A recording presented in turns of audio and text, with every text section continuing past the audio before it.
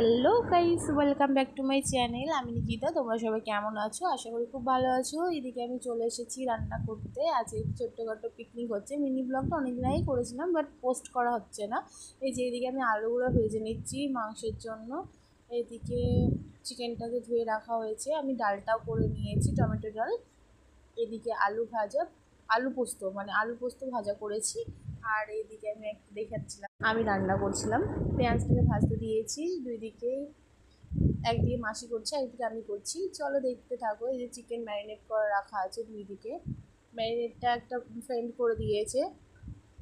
এই যে চিকেন কষানো হচ্ছে, চিকেনটা কষছে অনেকক্ষণই হলো চিকেন কষানো। চলো দেখতে থাকো কেমন হচ্ছে রান্নাটা। এই যে এটা আমার আলু পোস্ত ভাজা কমপ্লিট, চিকেনটা কমপ্লিট, ডাল, আবার চিকেন। চলো আমরা এবার সবাই খেয়ে নেবো। টাটা।